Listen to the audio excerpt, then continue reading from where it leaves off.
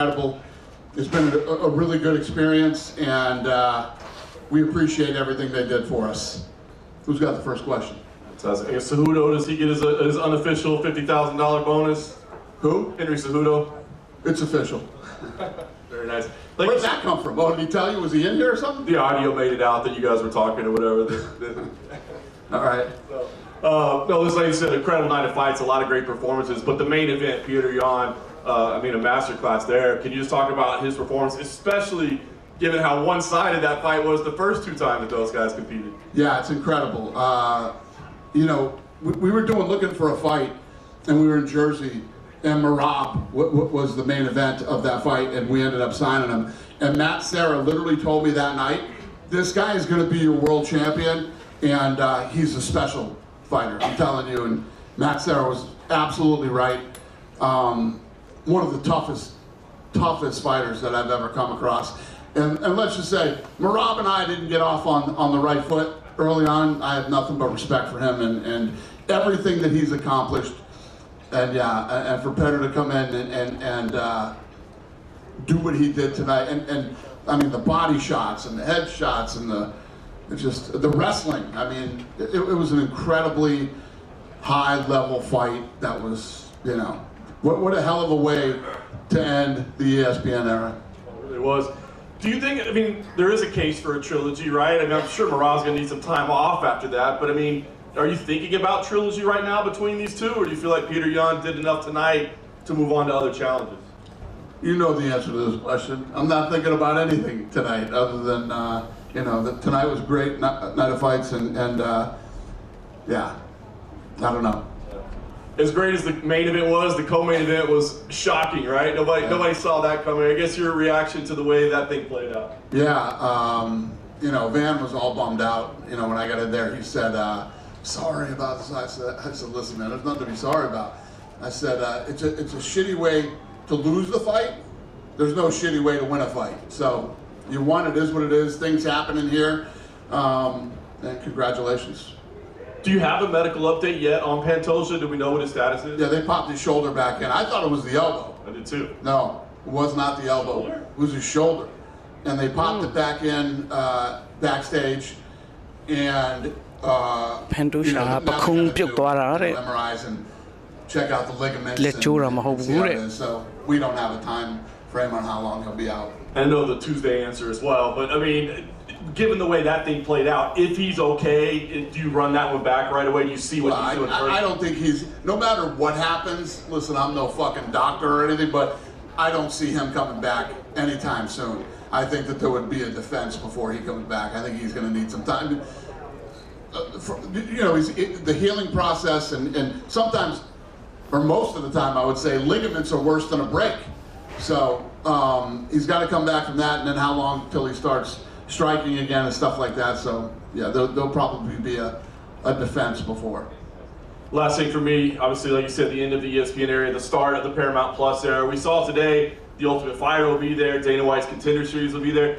It seems like a lot of sports leagues right now are like splitting up programming and sending it to different channels and different places. Why was that not the strategy for the UFC? Why did it make more sense to put everything on Paramount Plus? Well, the answer is we're really lucky that Paramount Plus wanted everything. So these guys have already been incredible partners. So their team is all fired up. My team's all fired up, and we're really looking forward to this. Yeah. David Dunhill, obviously you said about the Paramount era coming up, that will mean the end of pay-per-views potentially for the UFC. When you look at the marketplace right now, what do you think it does to take the UFC off pay-per-view and make it more accessible for the fans? How much bigger can it make the sport? What do you think it will happen with that? Huge, and the amount of marketing that these guys are going to do, you know, for the UFC on their platform is just, it's impossible for the sport not to get even bigger. It was $1,200 or $1,300 a year to be a fan, you know. This year, it's going to be $120 next year, something like that, for the entire year. So, and we have, you know, huge fights coming up. The White House fight alone will be madness. You've mentioned how aggressive Paramount want to be in promoting this sport and stuff like that. Are you anticipating seeing like fighters cameo in their shows, maybe more like massive promos that we've seen before in the past? What are you expecting from them in terms of promotion? Well, I mean, it's what I'm looking at now. What, you know, just the spend that they're doing, and the. I mean, if you guys are home Thanksgiving, you know, watching the games, it was everywhere, and like 55 million people watched. I mean, just as that starts to happen over several years, it's just going to get bigger and bigger and bigger. Do you expect this is kind of going to force other promoters, particularly in boxing, to get off pay-per-view as well? If you're offering this value for a much lower price, do you think they're going to have to change their tactics? Well, I'm them. What did you think of the WBC stripping Terence Crawford of his belt? Listen, if you look at how this thing's playing out, and first of all, let me say this: I love that all these guys, all these boxing guys, love the Ali Act the way it is now. I want to see how many of them actually stay there and do that version of the Ali Act instead of the add-on that we're going to do. You know what I mean? You don't have to be a fucking rocket scientist to see what's going on with all these guys. They're all these guys that are crying the loudest are the fucking problems. They're the problem, every one of these guys. And, you know, Crawford, nobody told Crawford to say anything. Crawford's his own man doing his own thing, and that's how he feels. And we'll see how this thing plays out in the next couple of years. Are you surprised by this frosty reception from the other boxing promoters? No, not at all. Not at all. But here's the thing that's great for fighters is that they have options. You know, all these promoters are saying the Ali Act is perfect and this is the way it should be. I want to see them all stay in it. I want every one of them to stay in the Ali Act as it is now for the next however many years. I fucking guarantee you they won't. Two more quick ones from me. You said earlier this year that in the new deal we should see fighter bonuses going up. Do you have any idea what that looks like yet, and can we expect that to be in place for the first event on Paramount? Yeah, no, I don't have any answers for that yet, but yes, probably. And last one from me, Tom Aspinall did interviews recently saying that his eye is not better. He was a little bit disappointed with some comments you made. Have you spoke to Tom? Do you know anything about that, and what's your reaction to what he said? I have not. Yeah, I mean, I get it. I don't remember exactly what I said. What did I say? That is. Just said you think that. I think his eyes are okay. Yeah. Since no more pay-per-view, David with MMA Myanmar. Hold on, so I'm still talking to this guy. Oh, sorry, my bad. Here's the thing. So obviously, and I know Tom said, you know, I haven't even talked to him and all that stuff, but we have people all over him right now, you know, checking up on him, making sure he's good. Does he need any help or, you know, any specialists? Yeah, I'm no doctor. I'm just saying what I've heard.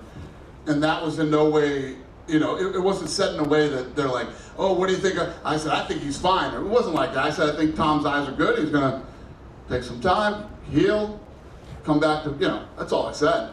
I wasn't saying anything negative toward him. You know, and I think the thing's going to be taken out of context, or he didn't see what I said, because I didn't even remember what the fuck I said. But never once did I say anything negative about him or, you know, in a derogatory way. You know, I'm sure he's upset and fired up, and, you know, he'll get better, and we'll get him back in there. Yes, sir. All right.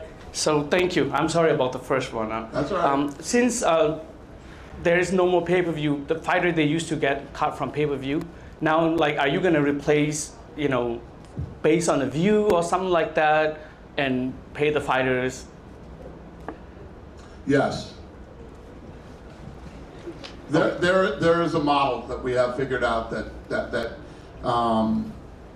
can figure out how to pay guys based on pay-per-view still. Okay, thank you. And now Josh got the belt, and it's been a while since UFC held an event in Singapore. And since there's a lot of Burmese, Myanmar fans in Singapore, do you have any plan to go back to Singapore soon? Yes, but it's funny, he was just asking me questions about, you know, what could happen next. Literally, as soon as that fight was over, we started thinking Japan. We haven't been to Japan in a long time, so I already got Pete Dropic looking for venues in Japan. But yes, we will be back So- to Singapore. Possibly Joshua Wen and Tatsuro in Japan. Who? Joshua Wen and Tatsuro fighting for the belt in Japan. Yeah. Yes. That's not. I know I'm gonna fucking read tomorrow that he said it's in Japan. That I like the idea. It's a great idea. I don't know if it's possible to pull off, but yes, that's what I would like to do. All right. Thank you. Last thing from me. Can you say like hello to like a lot of millions of Burmese fans, Myanmar fans? Hi, Burmese fans. Thank you. All right. Happy Thank you. holidays. Dana. All right. Big win for Payton Tal. Had a couple takedowns on Henry Cejudo. Looked like he's having fun in there. What did you make of Payton's performance? And it seems like you have a budding superstar. I could not agree with you more. He looked incredible tonight. You know, the distance, the range, picking him apart on the outside, the takedowns, and again, much like the main event, I mean, Henry Cejudo showed tons of heart, took some big shots tonight, and kept fighting right to the end. So it was a hell of a night for fights. And then on Henry Cejudo, what does he meant to the promotion? I know he obviously retired when he was in his prime, but he came back, and even Payton was in here, and he said, you know, Henry, he still has it. So, you know, I was very unhappy when he retired. I thought that was a really bad idea. He was in the prime of his career, and you know, he and I talked about that tonight backstage. But yeah, the guy's had a hell of a, not just a hell of a fight career, just a hell of an athletic career. You know, he's married, they're building a house, you know, it's all good shit. And unrelated to this fight card, we haven't got to speak to you since all the big title fight announcements. Fans were a little surprised, I think, at the interim title and then the main event in Australia. Probably wasn't the matchups they thought were going to happen, so I guess why did you settle on Justin and Patty and Diego and, well, rather than like Harmon or anything like that? Yeah, that's just the way it played out in the war room. Yeah. Hey, Dana, right here, please. Yep. Want to ask about the fight that opened the prelims.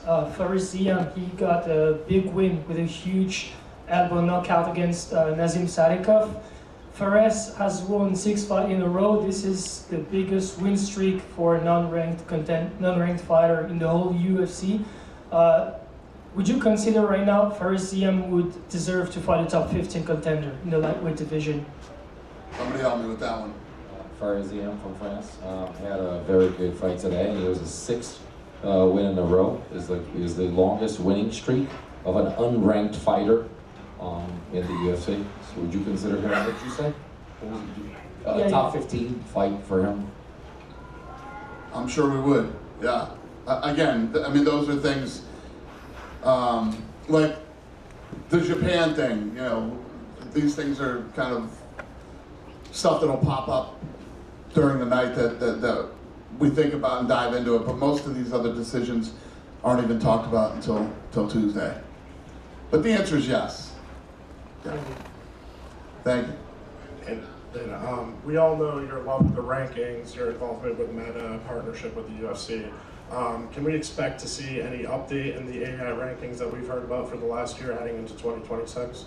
Yeah, I literally just came out of a 3-day board meeting in Hawaii for Meta, and we were talking about, not only are we talking about rankings, but a lot of other things that we would integrate into the show with AI, and not just UFC, but boxing too. A couple investigation questions. UFC 322, obviously there was a big melee with Dylan Dennis and Islam's team. Eric Adams, the mayor, came out and said there was a full investigation that was going to be happening. Can you provide any update on what's I don't know jack shit about that. Okay. I know nothing. And last one for me, back in November, the Isaac Bulgarian fight fixing stuff, obviously there's a long investigation going on in that. Can you provide any updates on what's going on with that? Since the last time I talked about it, I don't know anything else. I know that obviously what you know, the FBI is investigating, and I don't know anything else. Thank you. Yep. Okay. February will be 25 years since you first appeared on UFC television as president and CEO now. I believe in 2019 you announced you had signed a 7-year extension for your position that would bring it to next year. Have you signed anything new since then, or is this a contract year for you? I have been extended. For how long? That's a good question. 5 years? No? Another 5-year extension. Literally this year. Congrats. Over the course of these 25 years, with Henry Cejudo retiring tonight, I believe Kayla Harrison is the only Olympian left in the UFC currently on the roster. If I had asked you 25 years ago, like, there's only going to be 3, 4, 5 Olympians who became UFC champions, would you think that's a good number, or would you have expected it to be higher? That's a good question. I don't know. If you'd asked me back then, I was curious if we would even still be around today, let alone Olympians. But yeah, I guess it's a respectable number. I'm surprised that more Olympians that wrestle don't try to get into the UFC. But I think there's a big difference between wrestling and actually being able to get punched in the face. Is Gable Stevenson on your radar? Very much so. When do you think we could see him? Like, how many more fights do you want to see him outside? I don't know. He's on the radar big time. Well, one more Olympian question. There was that report that Ronda Rousey could be facing Katie Taylor. I wonder what you thought about that. Total bullshit. Is Ronda in talks to come back? These rumors keep swirling around there. No. No? No. Do you want to see her back in combat sports? Well, that's up to her. You know what I mean? I personally cannot say enough good things about Ronda Rousey. My experience with Ronda Rousey, when she was going to the WWE called me to ask. I said, I'm telling you right now, she'll be the greatest athlete you ever worked with over there. I'm telling you, I can't say enough good things about her. She was great when she was here. And last thing on lightweight, Arman Tsarukyan, obviously the odd man out now. We expect Ilya to be unifying against the interim title winner, which would make a long runway for his I wouldn't say that he's the odd man out. He had an opportunity, and you guys know how that played out, and he's gonna have to work his way back. I don't give a shit what the number says. He's gonna have to work his way back. There's just too much goes into this for those type of things to happen. We had a little. We were talking back in my room tonight, and we were talking about all the crazy shit that's happened over the last 20-something years. But you can't do that. You can't get the opportunity, and then you can't end that way. So he's got to work his way back. So the message is take the next fight you offer him, obviously? No, I mean, he obviously. He knows what's going on. I don't give a shit what everybody else says. He knows what's going on, and he's got to work his way back to that title shot.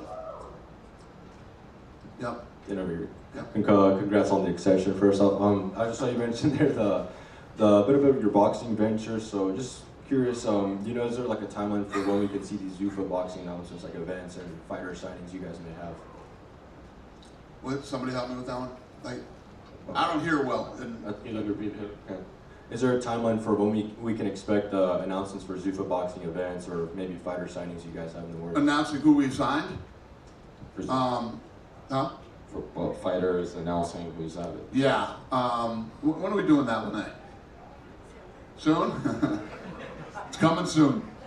There you go. And I know you mentioned there Japan. I know the process to go back to a country you haven't been for in a while is a lengthy process, obviously, but just from this point of view, have you guys at least thrown out the Saitama Super Arena for a potential venue? Arena in Japan, the Saitama Super Arena. Would you consider that kind of arena in Japan? I don't know. We would have to get together with our team, and Pete Drobick runs that department, and we'll be fishing around for what's available, what's possible, and we'll figure it out. Just seeing Macy Barber, everything that she's been through, and then to come back, what did you think of her performance and getting back in the cage today? Yeah, she's one of those kids that came in and said, "I'm going to win everything. I'm going to, be your youngest champion. I'm going to, So she's, I'm happy for her. And then the other one is, we talked about, Mike asked you about 25 years, but there's been these milestones along the way. The Ultimate Fighter, first fight on Fox, ESPN era. Now that's over, going to Paramount. Do you take these steps to kind of analyze where you've been and where you're going, and do you use those personal milestones to kind of analyze just everything that's happened? No, I mean, if you look at it, we bought our way onto TV, on Spike TV, right? Then, crazy ass story I've told parts of it, NBC, we were supposed to be on NBC. We were supposed to be on NBC, we were gonna buy a network, we were gonna do all this shit, and Vince McMahon fucked that all up. So, last minute we start, we get into a negotiation with Fox, because I had a good relationship with Eric Shanks from DirecTV, and then ESPN happens after the sale. It's all been like the perfect, everything has worked out the way that it was supposed to work out. And looking down the barrel of Paramount now, I mean, these guys are incredible partners, so it's all playing out the way it's supposed to. And then you started this kind of thanking some of the ESPN folks, but I guess just how would you assess what this era has been for the company and for you? Well, if you think about when we started, we bought our way onto Spike TV, and we couldn't get covered by ESPN. So to finally do an ESPN deal, and then now leaving the ESPN deal, being very positive about it, and you know, talking about what a great experience it was, it's great, you know? And for us to be in a position, it's like, he was asking me earlier about the boxing guys, right?